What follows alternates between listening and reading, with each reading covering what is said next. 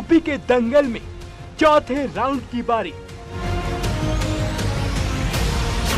9 जिले 59 सीटों पर होगी टक्कर भारी। 624 उम्मीदवारों की किस्मत दांव पर। 2 करोड़ से ज्यादा मतदाताओं पर जिम्मेदारी। राजधानी की 9 सीटों पर फैसले की बारी। प्रदेश में लोकतंत्र का जश्न अभी जारी।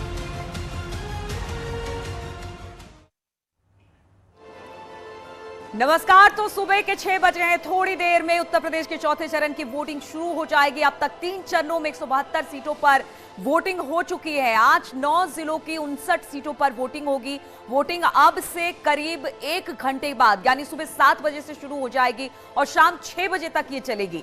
न्यूज़ 18 आपको पूरे दिन पल पल की अपडेट देता रहेगा और आप भी वोटिंग के बाद सेल्फी खींचकर न्यूज़ 18 के साथ शेयर जरूर करें।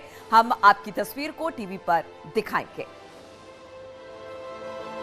तो इस चरण में 624 उम्मीदवार मैदान में हैं, यानी उनकी किस्मत का फैसला आज हो जाएगा। जिनकी किस्मत का फैसला जनता करेगी, वहीं इस चरण में योगी सरकार के 4 मंत्रियों की भी अग्नि परीक्षा होगी। तो 4 मंत्रियों की अग्नि परीक्षा है। 9 जिले 59 सीटें 624 उम्मीदवार, योगी के 4 मंत्रियों की अग्नि परीक्षा। तो उत्तर प्रदेश के चौथे चरण का रण आज है और आज 624 जो उम्मीदवार हैं उनकी किस्मत का फैसला हो जाएगा। और इस 624 जो उम्मीदवार हैं यानी कि 9 जिलों के 59 सीटों पर जहां पर विधानसभा का मतदान आज होने वाला है सीटों पर, उसको लेकर गहमा गहमी अब से कुछ देर बाद शुरू हो जाएगी, क्योंकि 7 बजे से मतदान की प्रक्रिया शुरू होगी जो शाम 6 बजे तक चलेगी।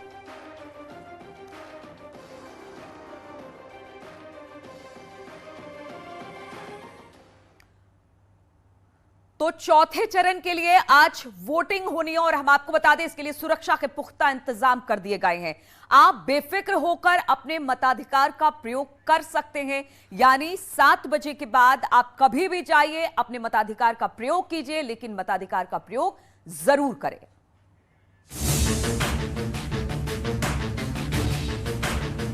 चौथे फेज में शांतिपूर्ण वोटिंग कराने के लिए 9 जिलों में पुलिस और प्रशासन ने पूरी तैयारी कर ली है। केंद्रीय सशस्त्र पुलिस बल, पीएससी और पुलिस के जवान मतदान केंद्रों पर तैनात रहेंगे।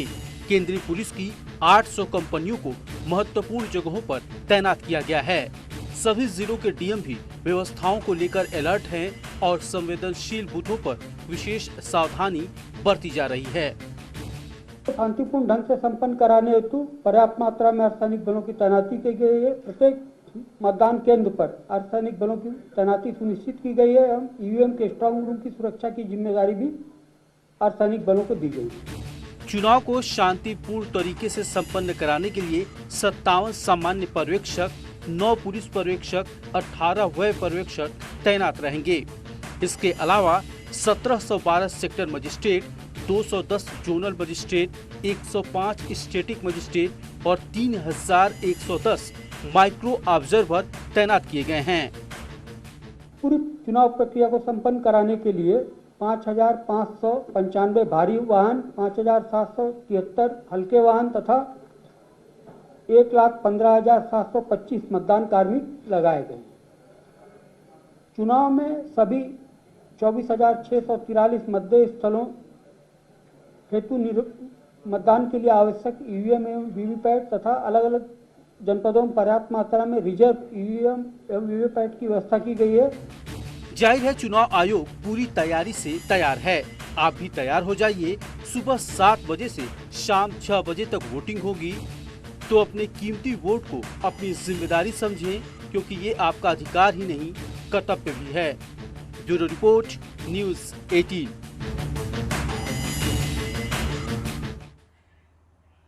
तो चौथे चरण का मतदान होना है और इस चौथे चरण के मतदान में वीआईपी सीटों का हाल भी जरा आप जान लीजिए कि कहां पर किसकी टक्कर हो रही है। अब जरा आप देख सकते हैं जो तस्वीरें हम आपको दिखा रहे हैं, लखनऊ कैंट जहां पर Brijesh Pathak BJP, Rajiv Gandhi SP, Anil Pandey BSP और दिलप्रीत सिंह कांग्रेस के चुनावी मैदान में है।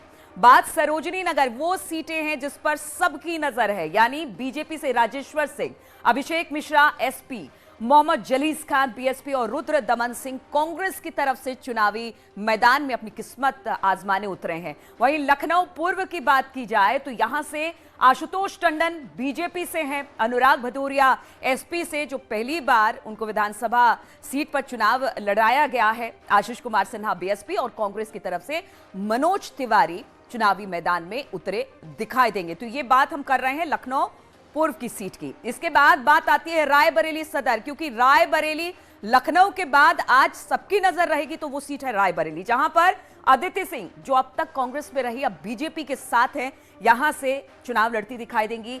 RP Yadav SP, Mohammad Ashraf BSP और मनीष सिंह चौहान कांग्रेस से यहां पर चुनावी मैदान में ताल ठोकते दिखाई देंगे। इसके बाद बात आती है मलिहाबाद सीट की। मलिहाबाद सीट पर भी नजर डाल लीजिए। जय देवी बीजेपी से हैं, सोनू कनौजिया एसपी से, जगदीश रावत बीएसपी से और इंदल रावत कांग्रेस से चुनावी मैदान में आपको दिखाई देंगे। इसके बाद ऊंचाहार सीट की बात कर लेते हैं, जहां पर अमरपाल मौर्य जो बीजेपी की तरफ से चुनावी मैदान में ताल ठोक रहे हैं, तो उनके सामने मनोज कुमार पांडे एसपी, अंजलि मौर्य बीएसपी और अतुल सिंह कांग्रेस के जो उम्मीदवार हैं वो चुनावी मैदान में होंगे। इसके बाद हम बात करते हैं सिधौली की। सिधौली विधानसभा सीट का हाल भी हम आपको दिखा रहे हैं। वो चेहरे जो चुनावी मैदान में हैं, Manish Rawat BJP, Hargovind Bhargava SP, Pushpendra Rawat BSP और कमला रावत कांग्रेस से चुनावी मैदान में यहां पर नजर आएंगे। इसके बाद हरदोई सदर सीट की बात की जाए तो हरदोई सदर सीट में नितिन अग्रवाल, आप देख सकते हैं अग्रवाल बाहुल्य इलाका है और यहां से नितिन अग्रवाल को बीजेपी ने चुनावी मैदान में उतारा है। अनिल वर्मा एसपी, शोभित पाठक बीएसपी और आशीष सिंह कांग्रेस से चुनावी मैदान में दिखाई दे रहे हैं। यहां पर भी टक्कर काफी जबरदस्त दिखाई दे रही है। इसके बाद लखीमपुर खीरी चुनाव से पहले ही काफी चर्चा में रहा और यहां से जो उम्मीदवार है वो भी हम जरा आपको दिखा दें कि योगेश वर्मा बीजेपी से हैं, उत्कर्ष वर्मा एसपी से और मोहन वाजपेयी यहां पर बीएसपी से चुनावी मैदान में ताल ठोकते दिखाई दे रहे हैं। अब इसके बाद सीट आती है बिंदकी सीट का हाल भी जरा जान लीजिए। जय कुमार जैकी बीजेपी, रामेश्वर दयाल एसपी और सुनील पांडे बीएसपी से यहां पर चुनावी मैदान में दिखाई दे रहे हैं। यहां से वो तमाम प्रत्याशी हैं जो बिंदकी से आपको देख सकते हैं।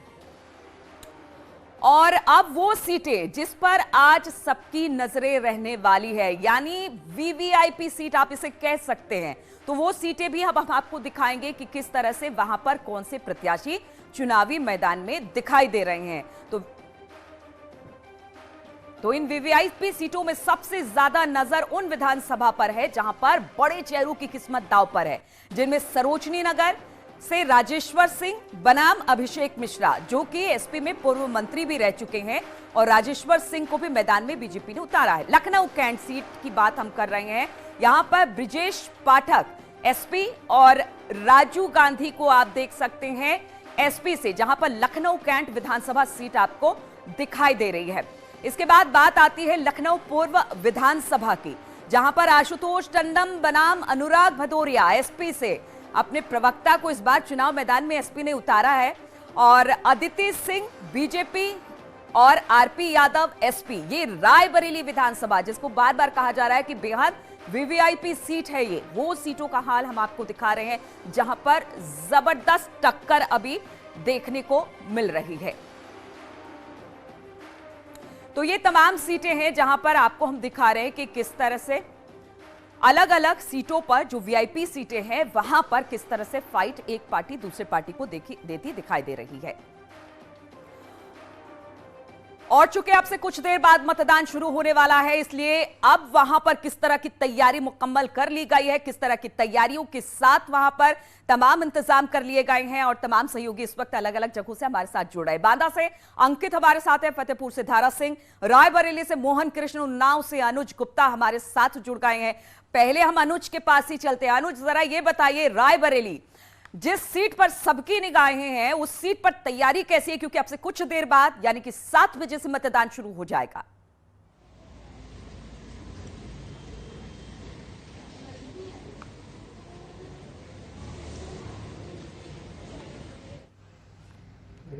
जिसके लिए यहाँ पर कड़े बंदोबस्त किए गए, 13,000 से ज्यादा पुलिसकर्मियों और अर्धसैनिक बलों की तैनाती की गई है। इसके साथ ही यहाँ पर 1300 से ज्यादा संवेदनशील, अति संवेदनशील बूथ है और जो टोटल बूथों की बात करें तो 2656 बूथ है, जिसके लिए बड़ी संख्या पे पुलिस फोर्स का डिप्लॉयमेंट यहाँ पे किया गया। इसके साथ ही कई ऐसे बूथ बनाए गए हैं जहां पे जो सीसीटीवी से लेस किए गए हैं। इसके साथ ही अलग से इसकी मॉनिटरिंग कराई जा रही, साथ ही वर्दी में पुलिस कर्मियों को तैनाती की गई है कि कहीं पे भी कोई चूक ना हो। यहाँ पर प्रशासन जो है उसमें कई चरणों में जो सुरक्षा के बिंदु हैं उनको देखते हुए यहाँ पर बूथों के पास सुरक्षा लगाई हुई है और सुबह 7 बजते ही मतदान शुरू हो जाएगा, जिसके लिए अभी से यहाँ पर जो उससे कामगार जुड़े हुए हैं वो यहाँ पर मतदान करनी है, वो आने लगे हैं। और माफ कीजिएगा,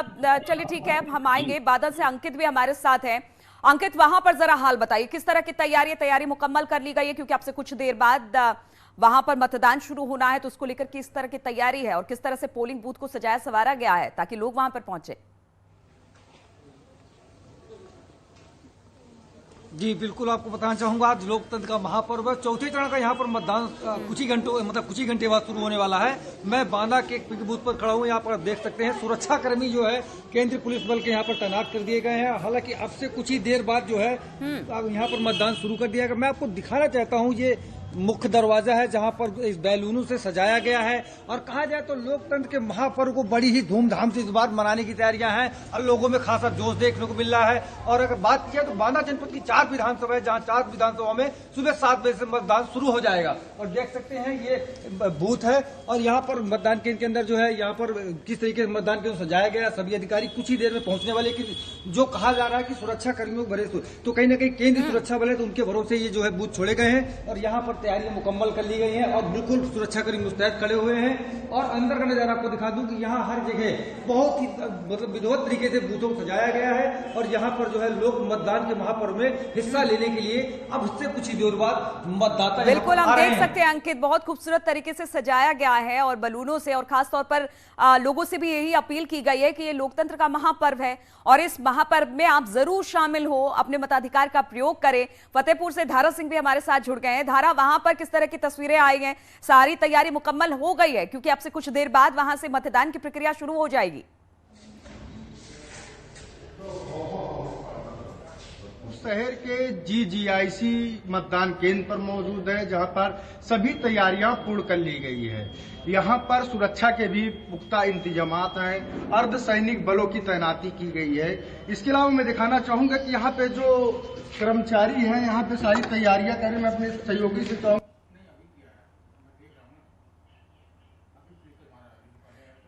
चलिए धारा, आपके पास आएंगे, चूंकि आपका फ्रेम फ्रीज हो गया है इस वक्त, तो हम रायबरेली चलते हैं। मोहन कृष्ण वहां से हमारे साथ जुड़े हैं। मोहन, वहां से किस तरह की तस्वीरें निकलकर सामने आ रही है? और आज कहते हैं चौथे चरण का रण है, तो इसको लेकर रायबरेली में किस तरह की तैयारी है?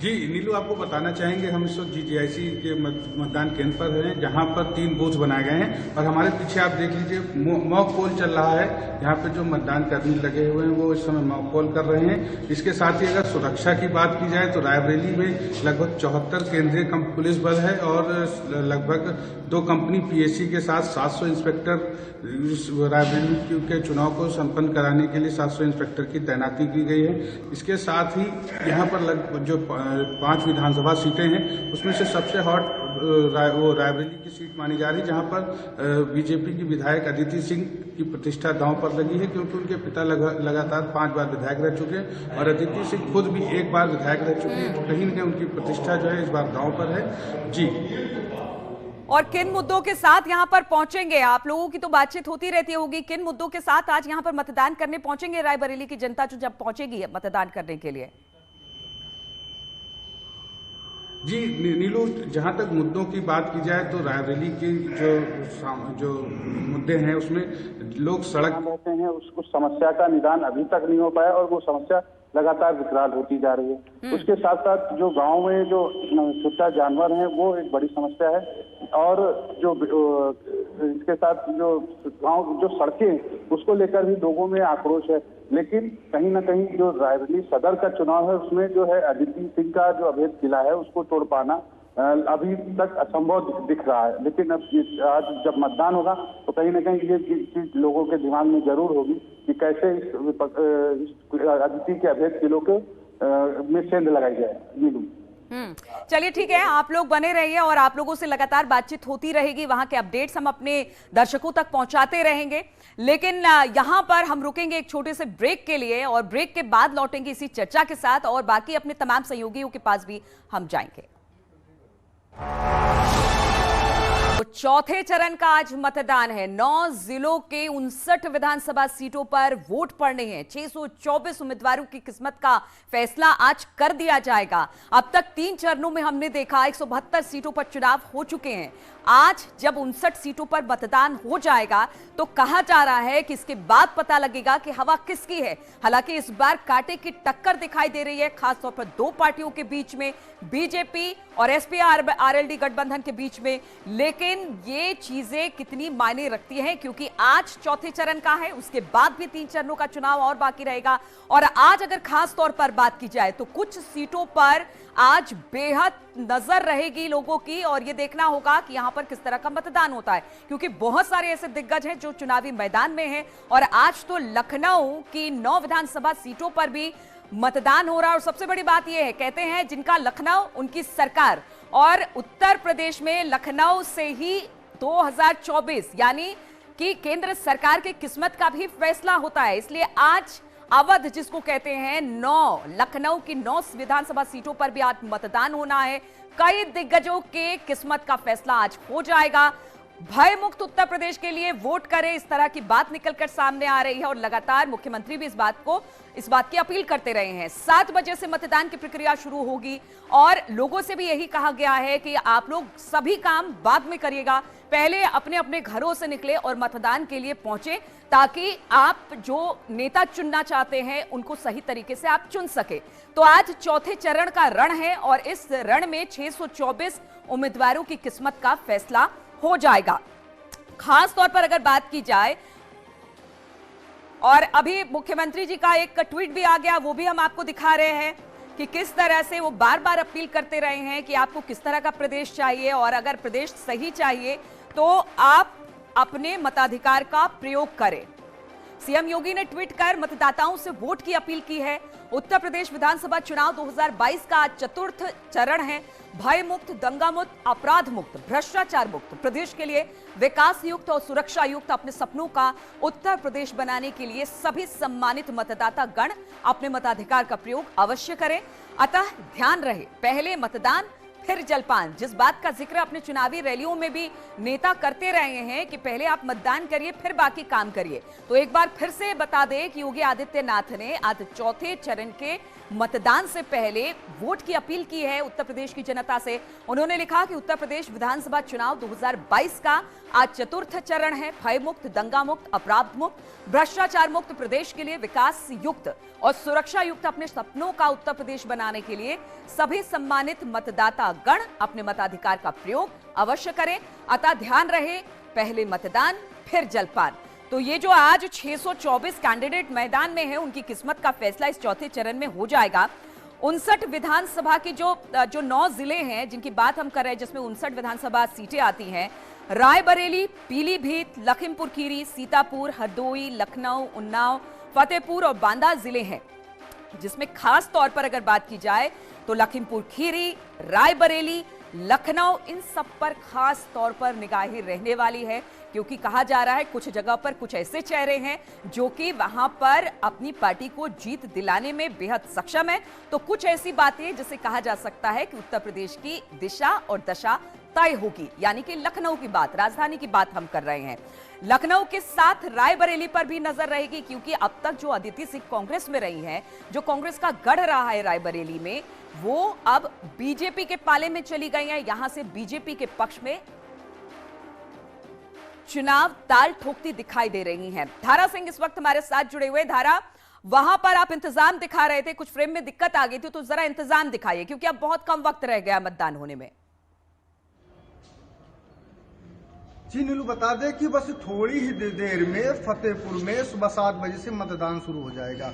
हम यहाँ बात करें सुरक्षा व्यवस्था की, तो अर्धसैनिक बलों के मतदान केंद्रों पर तैनाती की गई है। इसके साथ ही मतदान केंद्र के अंदर आप देख सकते हैं तस्वीर, मतदान कर्मचारी है यहाँ पूरी तरह मुकम्मल हो चुकी है। इसके साथ ही बता दें कि यहाँ पर अर्धसैनिक बलों के साथ साथ CCTV कैमरे भी लगाए गए हैं और यहाँ पर थोड़ी ही देर में बस इन लोगों को मतदाताओं का इंतजार है कि यहाँ पर 7 बजते ही मतदाताओं की जो एक लाइन है वो लगनी शुरू हो जाएगी। उसको लेकर सभी तैयारियां मुकम्मल की गई। हम फतेहपुर की बात करें तो यहाँ 6 विधानसभा सीटें हैं और यहाँ पे इस बार कुल 66 प्रत्याशी चुनावी मैदान में। अगर बिनती सीट की बात करें तो राजनीतिक लिहाज से वो बेहद अहम मानी जाती है, क्योंकि प्रदेश सरकार के कारागार राज्य मंत्री जय कुमार जय की बिनकी विधानसभा सीट से अपना दल एस और बीजेपी गठबंधन के उम्मीदवार हैं। वहीं उनके सामने रामेश्वर दयाल गुप्ता समाजवादी पार्टी से हैं। अगर वहां जातिगत समीकरण की बात करें तो वहां पर करीब 1,10,000 OBC मतदाता हैं। इसके अलावा वहां पे 80,000 मुस्लिम समुदाय के मतदाता हैं। अगर अन्य समाज के मतदाता करें तो वहां पर करीब 25,000 छत्तीसगढ़ के 35,000 ब्राह्मण समाज के मतदाता है। तो वहां पे क्षत्रिय और ब्राह्मण समाज के मतदाता